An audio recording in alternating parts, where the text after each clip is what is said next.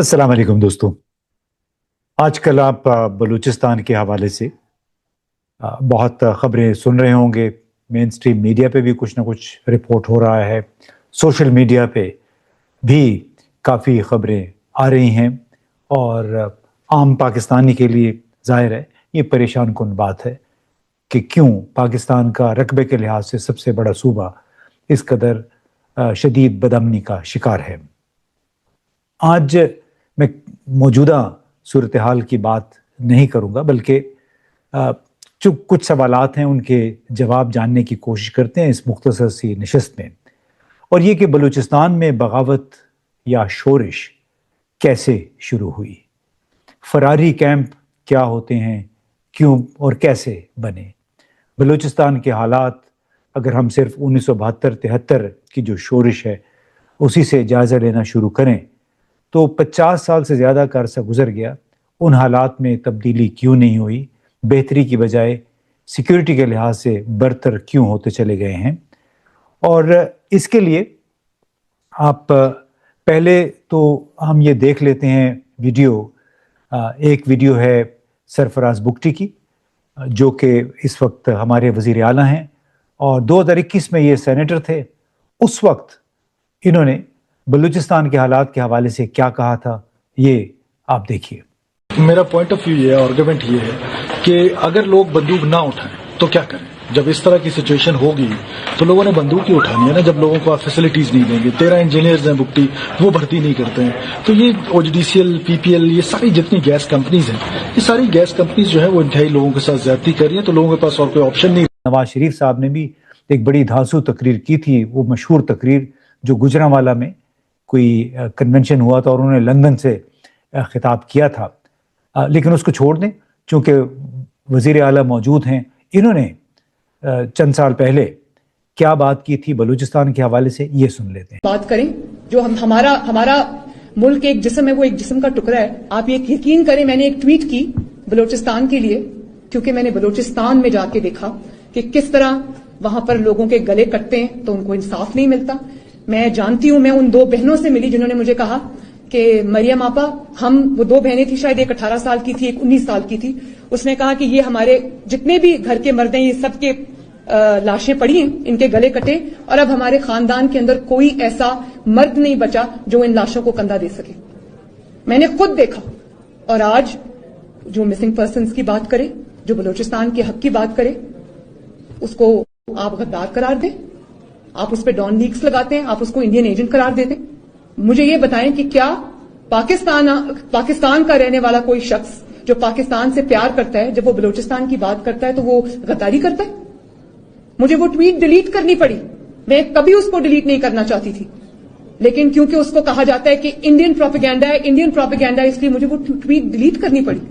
मुझे वो tweet delete करनी पड़ी क्योंकि बलूचिस्तान के लिए बात करने वाले को इंडियन एजेंट कहते हैं। अगर मैं मान भी लूं कि वो इंडिया का प्रोपेगेंडा है, तो आपने इंडिया को वो प्रोपेगेंडा करने का मौका क्यों दिया? क्यों हालात को उस नहज पर पहुंचने दिया कि बलूचिस्तान की आवाज को इंडिया की आवाज कहा जाए? और जब आज हम ये बात करते हैं तो हम गद्दार हैं।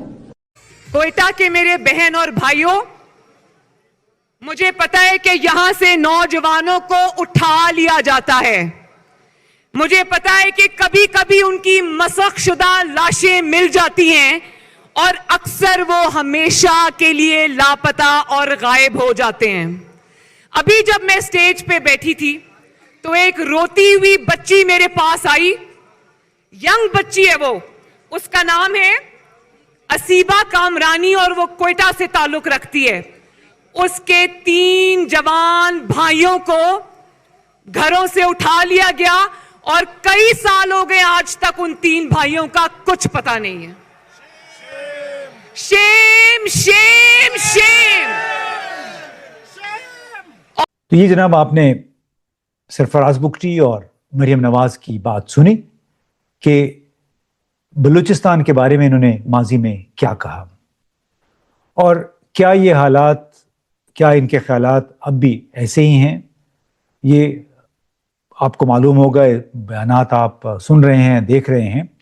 लेकिन ये जब वीडियोस मैंने देखी और बलूचिस्तान के मौजूदा हालात पैदा हुए, ख़ास तौर पे 31 जनवरी को جس قدر پرتشدد ہم نے صورتحال دیکھی، تو مجھے یہ کتاب جو ہے یہ یاد آ گئی۔ میر ہزار خان مری کے حوالے سے یہ کتاب لکھی گئی ہے۔ اس کے مصنف ایک ریٹائرڈ بریگیڈیئر خالد فرید ہے اور ساتھ میں عمار مسعود صاحب۔ بڑے اہتمام کے ساتھ یہ بڑی ایک مہنگی اس کی اشاعت ہوئی ہے، بڑا زبردست کاغذ ہے، اور اس میں بڑے اہتمام کے ساتھ اس کو پبلش کیا گیا۔ مجھے بھی ایک کاپی مصنفین نے بھیج دی، اور اس کتاب کو ٹائٹل جو دیا گیا ہے وہ ہے مزاحمت سے مفاہمت، اور اس کا چونکہ بیانیہ جو ہے وہ ہے کہ کس طرح میر ہزار خان مری، جو کہ بلوچستان کی شورش یا بغاوت شروع کرنے والوں میں جن کا شمار تھا، وہ مفاہمت کے رستے پہ آئے۔ اب کیا واقعی موجودہ حکومت، موجودہ نظام جو ہے وہ اس کتاب کے میں جو حالات بیان کیے گئے ہیں اس سے اتفاق کرتا ہے؟ کیونکہ ظاہر ہے بہت اس پہ خرچہ ہوا ہے، اس کی انڈورسمنٹ یقیناً ہوئی ہوگی موجودہ نظام سے، اور اسی کتاب میں ہم آپ کو تھوڑا سا پیش کر سکتے ہیں ایک مختصر سا جائزہ۔ مثال کے طور پہ صفحہ نمبر 53 پہ یہ لکھا ہے کہ 1973 میں نواب خیر بخش مری اور شیر محمد مری جیسے سیاسی رہنماؤں کو قید کر لیا گیا تھا۔ شیر محمد مری کو مارچ میں کولو سے گرفتار کیا گیا۔ اس وقت ان کے ساتھ میر ہزار خان مری جو تھے وہ چونکہ سیکنڈ ان کمانڈ تھے، تو تمام تر قیادت کی ذمہ داری ان کے کندھوں پہ آ گری تھی۔ اسی کتاب میں لکھا ہے کہ اس وقت نواب اکبر بگٹی نے بلوچ قبائل کے حق میں آواز بلند کرنے کی بجائے ریاست کا ساتھ دیا۔ اس کے علاوہ اکبر بگٹی کے بیانات نے بلوچ قوم پرستوں کے ارادوں کے بارے میں شکوک و شبہات کو جنم دیا۔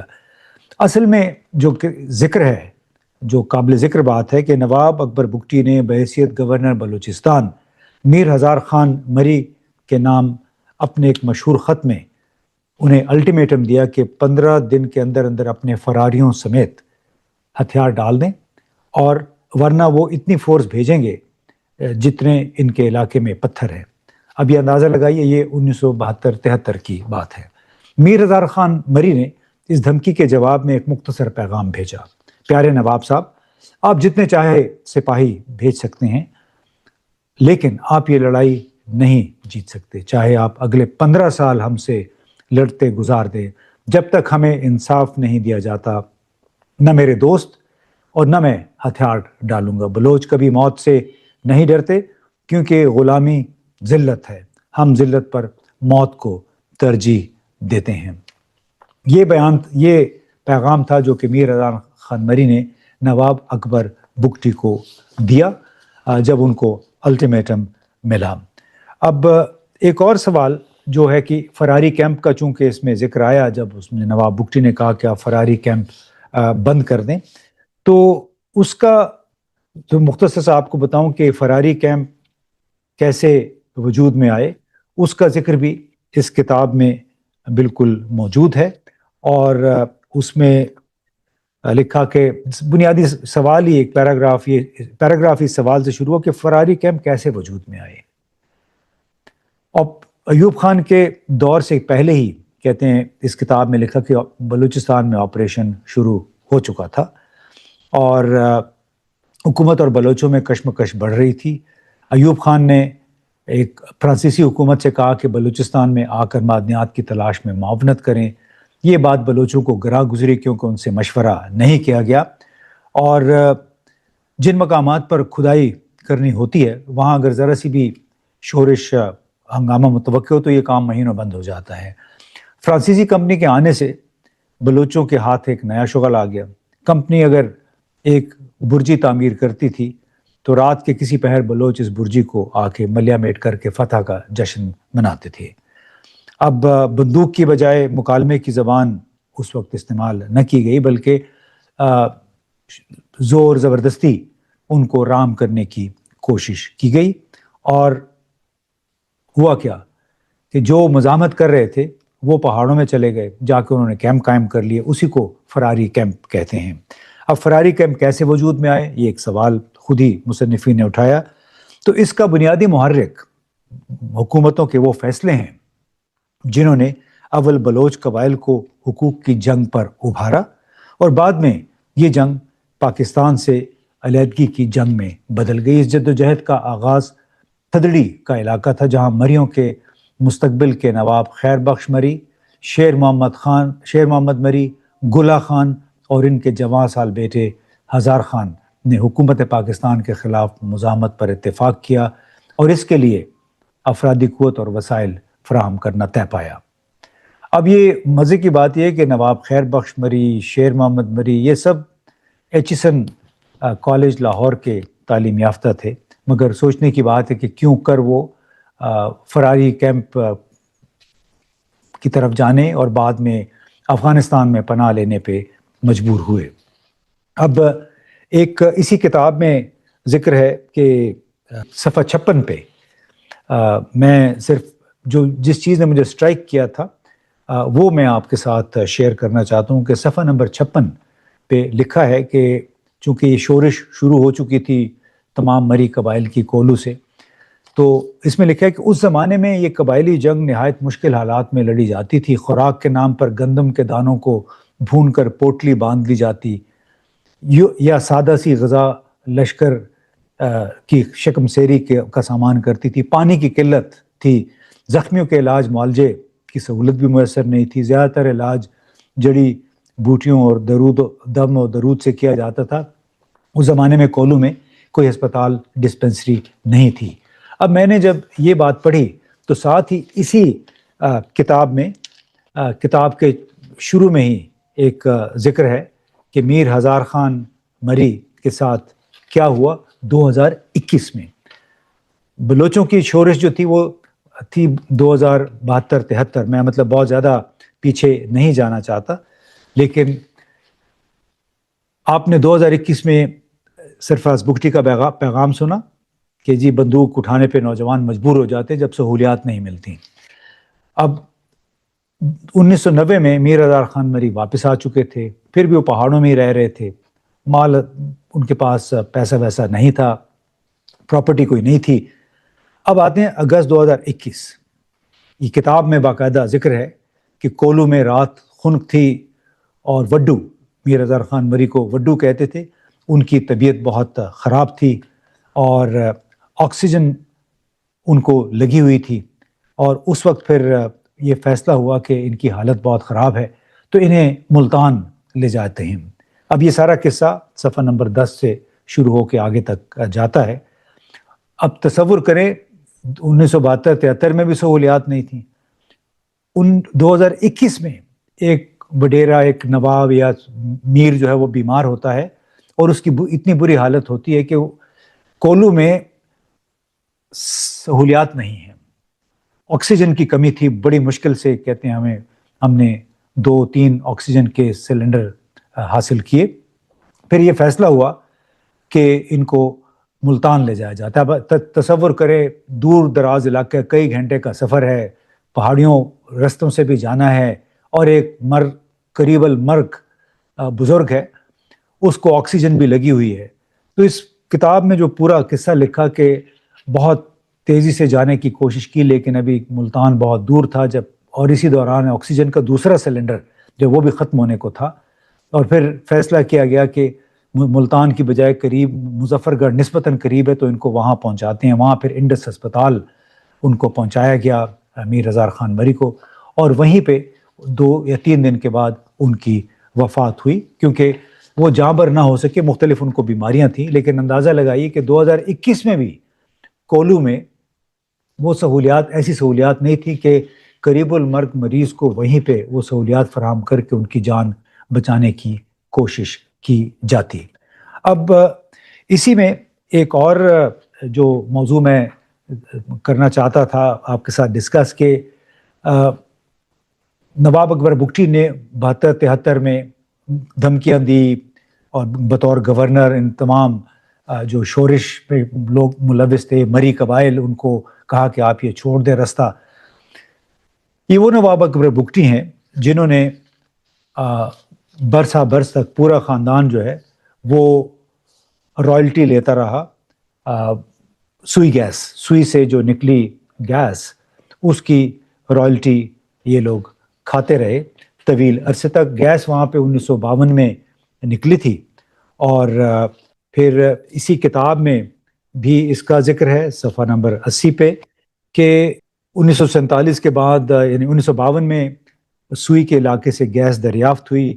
اب کتاب کے مصنفین نے یہ لکھا ہے کہ ڈیرہ بگٹی سے نکلنے والی گیس کی رائلٹی پہلے اکبر بگٹی مرحوم کو ملتی رہی جو ان کے بعد ان کے ورثاء میں سے ہر ایک کو سالانہ کروڑوں روپے کی صورت میں ادا کی جاتی ہے. اگر یہ رائلٹی کسی کی جیب میں جانے کی بجائے علاقے کی تعمیر و ترقی پر خرچ ہوتی تو ڈیرہ بگٹی آج الگ ہی منظر پیش کر رہا ہوتا. 2011 میں کہیں جا کے تمام سوئی علاقے میں گیس پہنچائی گئی. لیکن اس سے جڑی بات جو اس میں تھی کہ تمام رائلٹی نواب اکبر بگٹی کو ملتی رہی. میں نے 1995-96 میں ایک آرٹیکل لکھا تھا فرائیڈے ٹائمز میں. اس میں میں نے کچھ دستاویزات کی بنیاد پہ لکھا تھا کہ بگٹی کو نواب اکبر بگٹی کو سالانہ 20 کروڑ روپے ملتے ہیں مختلف مدات میں. اب وہ کیا تھے؟ جس کتاب میں ذکر ہے کہ جی وہ رائلٹی بگٹی کی جیب میں جاتی تھی تو رائلٹی بگٹی کی جیب میں کیوں جاتی تھی، کیوں دیتے تھے؟ میں نے جب آرٹیکل لکھا اور کہا کہ یہ 20 کروڑ روپے ان کو سالانہ ان کی جیب میں جاتے ہیں تو فرائیڈے ٹائمز پہ پھر نواب اکبر بگٹی نے مقدمہ کر دیا کہ آپ نے میری بدنامی کی ہے اور یہ آپ نے جھوٹ لکھا ہے، آپ معافی مانگیں. معافی میں نے تو نہیں مانگی، البتہ جو میگزین تھا اس کے ایڈیٹر نے معافی بعد میں مانگ لی. وہ نجم سیٹھی صاحب تھے، مجھ سے پوچھے بغیر. حالانکہ ان دنوں چودھری نثار علی خان پیٹرولیم کے وزیر تھے اور انہوں نے مجھے کوئی کم از کم 1 درجن دستاویزات دکھائیں، خود میں نے اپنی آنکھوں سے دیکھی، جو کہ کاغذی کارروائی پوری کرنے کے لیے نواب اکبر بگٹی کے نمائندوں اور OGDCL oil and gas development corporation اور پاکستان پیٹرولیم لمیٹڈ نے ان کے نمائندے کے ساتھ کیے تھے. اس دستاویزات میں پانی کی سپلائی کا معاہدہ، ریت اور بجری کی سپلائی کا معاہدہ اور کوئی 1 درجن کے قریب گاڑیاں تھیں جو کہ کاغذوں کے مطابق نواب اکبر بگٹی نے لیز پہ دی ہوئی تھیں OGDCL اور PPL کو. اس طرح ایک ورکشاپ کا معاہدہ تھا اس میں کہ اس ورکشاپ جو ہے وہ ہے ملکیت نواب اکبر بگٹی کی اور ان وہاں پہ جو بھی خدمات ہوتی ہیں اس کے بدلے ان کو پیسے ملتے ہیں. تو اندازہ لگائیے کہ 20 کروڑ روپے 1995-96 میں سوئی سے ملتے تھے نواب اکبر بگٹی کو. 2006 اگست میں بدقسمتی سے ان کی وفات ہو گئی ایک حادثے میں. آج تک پراسرار حادثہ بنا رہا کہ وہ بم کا جو دھماکہ ہوا جس کی وجہ سے ان کی جہاں جس غار میں تھے وہ نیچے آ گئی، وہ کیا انہوں نے خود کیا یا باقاعدہ ان کو راکٹ یا بم مارا گیا. لیکن قطع نظر اس کے جو بنیادی بات میں کرنا چاہ رہا تھا کہ یہ سردار چاہے وہ صادق سجرانی ہیں، چاہے خیر بخش مری ہیں، چاہے مینگلز ہیں. آپ دیکھ لیجئے مینگل کا نواب مینگل صاحب تھے، ان کے ایک بیٹا جو ہے وہ لندن میں بیٹھا ہے، دوسرا بیٹا دبئی میں بیٹھا ہے اختر مینگل، اور ایک بیٹا جو ہے جو جاوید مینگل ہے وہ مطلب جو اپوزیشن میں شامل ہے. شفیق مینگل جو ہے وہ اس وقت حکومت کے ساتھ شامل ہے، اور حرب یار مری جو ہے وہ لندن میں ہوتے ہیں. یعنی ان تمام نوابوں کے سرداروں کے بچے اس پیسے کی بدولت سوئٹزرلینڈ میں، برہمداغ بگٹی وہ سوئٹزرلینڈ میں رہتا ہے، جبکہ یہاں ان علاقوں کو دیکھے تو میں نے غربت کا جو حال بتایا جس کا سامنا میر ہزار خان مری کو بھی کرنا پڑا کہ کولو میں سہولت نہیں تھی، ہسپتال نہیں تھا جہاں پہ ان کا دل جمعی کے ساتھ علاج کیا جاتا. تو بڑا بدقسمت صوبہ ہے بلوچستان. اس کے جو کہانی ابھی میرا خیال ہے اس کہانی میں اگر آپ 1-2 ساؤنڈ بائٹس بھی اگر ہم شامل کر دیں تو بڑا اچھا ہوگا. پہلے محمود خان اچکزئی کی ایک قومی اسمبلی میں تازہ ترین تقریر ہے، اس کا کچھ حصہ ہیں، اور اس کے بعد کوئی عثمان بدینی صاحب ہیں, انہوں نے بھی, وہ بلوچستان سے ان کا تعلق ہے, ان کی بھی ایک تقریر ہے. یہ دونوں تقریریں آگے پیچھے اگر آپ سن لیں تو پھر آپ کو یہ کانٹیکسٹ جو میں نے آپ کو سنایا ہے یہ مزید واضح ہو جائے گا. سوئی گیس خواجہ بھائی وہ کر دیں, سوئی گیس علاقے سے نکلی ہے, اب وہ ختم ہونے والی ہے. یہاں ہے پاکستان کے تمام پہاڑوں تک پہنچ گئی ہے. ہر جگہ پاکستانی ذہن میں سوئی گیس ایسی گھسی ہوئی ہے کہ ہم امریکہ میں بھی اس کو سوئی گیس کہتے ہیں, ہم لندن میں بھی اسے سوئی گیس کہتے ہیں. لیکن آج بھی جناب اسپیکر یہ سوچنے کی بات ہے, آج بھی مری بکٹی عورتیں توے پہ آگ لگا کے روٹی پکاتی ہیں. کون چھوڑے گا آپ کو ایکسپلوریشن کے لیے؟ پھر آج بھی آ جائیں آپ. میرا گاؤں سوئی سے 180 میل کے فاصلے پر ہے, وہاں ابھی تک گیس نہیں پہنچی. نیچے کے بلوچستان سارا کہیں گیس نہیں پہنچی. سارے پاکستان نے اس پہ کارخانے چلائے, دنیا جان کی لاکھوں کروڑوں ڈالر کی وہ کی. خواجہ صاحب نے بھی کل ذکر کیا کہ جی بلوچستان میں بہت سب سے زیادہ ایئرپورٹس ہیں. وہ میرے حلقے میں 6 ایئرپورٹ ہیں, فلائٹ تو ایک بھی نہیں ہے. دوسری جانب اگر ہم جاتے ہیں ڈسٹرکٹ گوادر میں 5 ایئرپورٹ ہے, ہفتے میں 1 فلائٹ جاتا ہے. یہ ایئرپورٹوں کے زیادہ ہونے سے لوگوں کو سہولتیں نہیں ملتی. دوسری جانب ریکودک میں رہنے والے لوگ, میرے بچے, میرے لوگ, ریکودک میں رہنے والے لوگ جب نوکریوں کے لیے اپلائی کرتے ہیں تو اس کو آن لائن اپلائی کرنا پڑتا ہے, وہاں نیٹ نہیں ہے.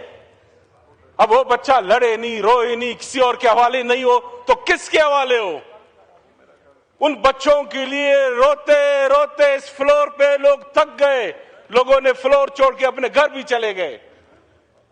لیکن نہیں, اگر گنتی پہ آئے, پاکستان کا قرضہ اگر ختم کرنے والا ہے تو بلوچستان کر سکتا ہے, چاغی کر سکتا ہے, رخشان کر سکتا ہے. تو جناب یہ آپ نے باتیں سن لیں, آپ نے جو بلوچستان کی شورش تھی اس کا بھی آپ نے تھوڑا سا سرسری میں نے ذکر کر دیا کہ کس طرح اس وقت روس, چونکہ وہاں پہ ایک سوویت یونین تھا اس وقت, اور وہ ہر قسم کی جو قوم پرست تحریکیں ان کی حمایت کرتے تھے, لہٰذا چاہے وہ شیر مری تھے, چاہے میر ہزار خان مری تھے, چاہے خیر بخش مری تھے, بکٹی اور بہت سارے لوگ تھے جو کہ کابل میں جا کے انہوں نے پناہ لے لی تھی. روس بھی جاتے تھے, یہ تصویریں آپ کچھ دیکھ سکتے ہیں, میر ہزار خان مری کی کابل میں بھی تصویریں ہیں. انڈیا بھی گئے, وہاں پہ افغان جو ڈپلومیٹس ہیں ان کے ساتھ گھوم رہے ہیں. پھر ماسکو میں بھی ان کی بات چیت چلتی رہی. تو جتنے بھی پشتون یا بلوچ نیشنلسٹ تھے جنہوں نے پناہ لے لی تھی افغانستان میں, ان سب کے تانے بانے ڈانڈے انڈیا کے ساتھ, سوویت یونین کے ساتھ اس وقت ملتے تھے. اور بنیادی بات یہی ہے کہ انہوں نے جدوجہد بہت کی, اس میں جینوئن جدوجہد بھی تھی.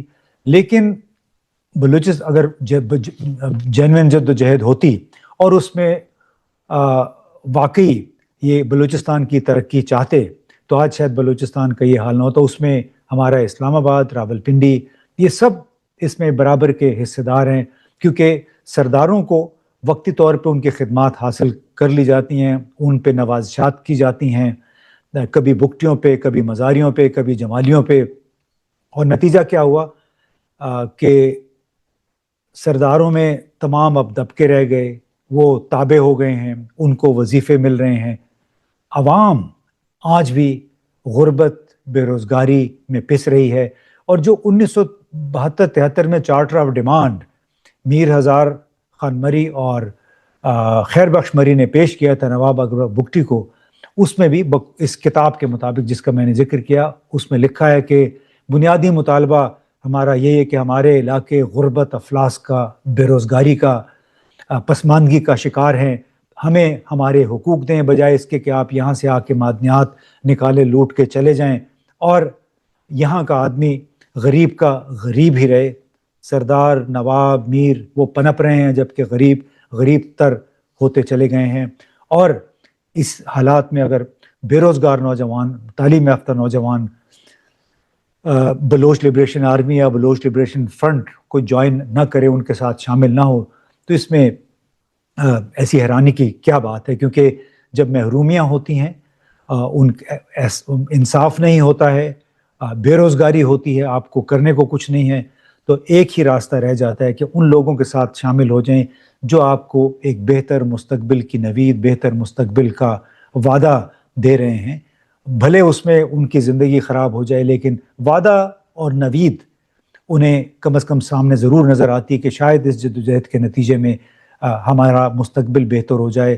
ایسا نہ ہوتا تو جو آج تک کوئی 6-7 بلوچ جوان خواتین بھی اب شب تک جان قربان کر چکی ہیں اپنے کاز کے لیے۔ کاز کے ساتھ آپ اتفاق کریں نہ کریں، لیکن یہ ضرور ہے کہ جو باتیں وہ کرتے ہیں، چاہے وہ مارنگ بلوچ نے کی، چاہے حمل بلوچ نے کی، چاہے شہری بلوچ نے، چاہے ڈاکٹر مالک بلوچ، میر حاصل بزنجو، جتنے بھی ہمارے بلوچ رہنما ہیں، یہ یہی باتیں کرتے ہیں کہ آپ بلوچستان کو اس کا حق دیں، بلوچستان کے وسائل کے برابر اس پہ خرچ کریں، اور یہ جو سلیکشن ہوتی ہے انتخاب کے نام پہ، اور اس منتخب شدہ پھر لوگوں کو، سلیکٹ کیے ہوئے لوگوں پہ آپ نوازشات کی بارش کرتے ہیں، ان کے ساتھ مل کے بلوچستان کے وسائل کو ایکسپلائٹ کرتے ہیں، یہ سلسلہ رکنا چاہیے۔ یہی پیغام ہے تقریباً ہر بلوچ کا، اب کوئی سنے یا نہ سنے۔ اگر نہیں سنیں گے تو شاید پھر حالات ہمارے ایسے ہی، بلوچستان کے حالات ایسے ہی رہیں گے۔ اللہ کرے کہ ہمارے لوگ سنیں،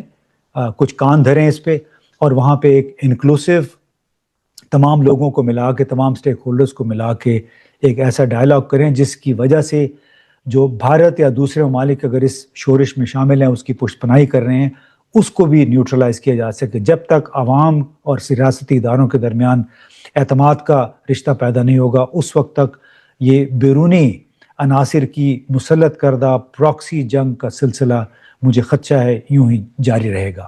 بہت بہت شکریہ۔